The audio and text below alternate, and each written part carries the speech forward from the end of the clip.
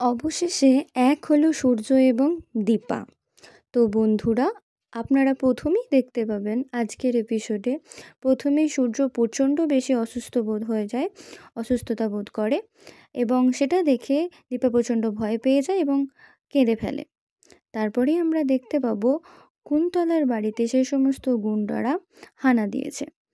হঠাৎ সেখানে কুন্তলার বাড়িতে উর্মিও এসে উপস্থিত হয়। উর্মি কুন্তলাকে জিজ্ঞাসা করে, দাদাই আর দিদিয়া কোথায় কোথায় রেখেছো তুমি? তার কিছুক্ষণ পরেই আপনারা দেখতে পাবেন সূর্য এবং দীপা প্রচণ্ড ঝগড়াঝাটি এবং খুনসুটির মধ্যে দিয়ে চলছে। তারপর দীপা সূর্যকে বলে, আপনি যান, তাড়াতাড়ি স্নানে যান, নাহলে অনেক দেরি হয়ে যাবে, আমার প্রচণ্ড খিদে পেয়েছে। তারপরে আমরা দেখতে পাবো সূর্য স্নানে চলে যায়, প্রচণ্ড লজ্জার সাথে সাথে স্নান করতে থাকে এবং দীপাকে বলে সে যেন তার মুখ ঘুরিয়ে রাখে এবং তার চোখ বন্ধ করে রাখে, কোনোভাবে যেন তার দিকে না তাকায়। তারপরে ঠিক একইভাবে সূর্যকে বলে দীপা, আপনিও আপনার চোখ বন্ধ করুন, আমি এবার স্নানে যাব। তারপর দীপা স্নান করে আর সূর্য মুখ ঘুরিয়ে থাকে। তারপর দীপা এক একটা হাতে করে বিভিন্ন জিনিস সূর্যর কাছ থেকে চেয়ে নেয়।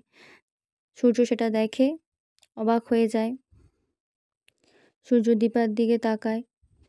তার কিছুক্ষণ পরেই সূর্য এবং দীপা দুজনেরই স্নান হয়ে যাওয়ায় এবার দীপা বলে, আমার প্রচণ্ড খিদে পেয়েছে, চলুন এবার রান্না করি। তারপর সূর্যর কিছু মনে পড়তে থাকে, সে মনে করতে থাকে দীপা কে। তার খুব মনে হয় দীপা তার খুব পরিচিত, খুব কাছের। তার কিছু আবছা স্মৃতি মনে পড়ে, বারবার চেষ্টা করে সেই মেয়েটি তার সাথে কে, দীপার মতো, কিন্তু কোনোভাবেই সূর্য বুঝতে পারে না, তার মনে পড়ে না। তারপর দীপা সূর্যকে একটু বোঝায়, বলুন কে। তারপরে আমরা দেখতে পাবো সবাই মিলে গাড়ি করে সূর্য এবং দীপাকে খুঁজতে বেরিয়েছে। আর অন্যদিকে রূপা প্রচণ্ড বেশি ভয় পেয়ে আছে তার মা এবং বাবাকে দুজনকে খুঁজে না পাওয়ায়। তারপর এখানে আমরা দেখতে পাবো দীপা সূর্যকে নিজের হাতে করে খাইয়ে দিচ্ছে, কারণ সূর্য হাত যেহেতু বাঁধা ছিল, সূর্য খেতে পারছিল না। আর সূর্য প্রচণ্ড অবাক হয়ে সেই খাবার খেয়েও নেয়। তারপর ঠিক একইভাবে সূর্য দীপাকে বলে, আপনারও তো খিদে পেয়েছে, আপনিও তো বলছিলেন খাবেন, তো আপনি খান, শুধুমাত্র আমাকে খাওয়ালে হবে, নিন এবার আপনিও নিন, আপনিও খান। তারপরে দীপাও খায়, নিজেই খায়। সূর্য তো খাইয়ে দিতে পারছিল না, তাই দীপা নিজেই খায়। তারপর দীপা বলে, আমার প্রচণ্ড ঘুম পেয়েছে, আমি ঘুমোতে গেলাম, আপনার যদি মন চায় আপনি ঘুমান, নাহলে আমি ঘুমাতে গেলাম। সূর্য কিছুতেই ঘুমাতে রাজি ছিল না তার সাথে। তারপর দীপা খাটে যেয়ে শুয়ে পড়ে।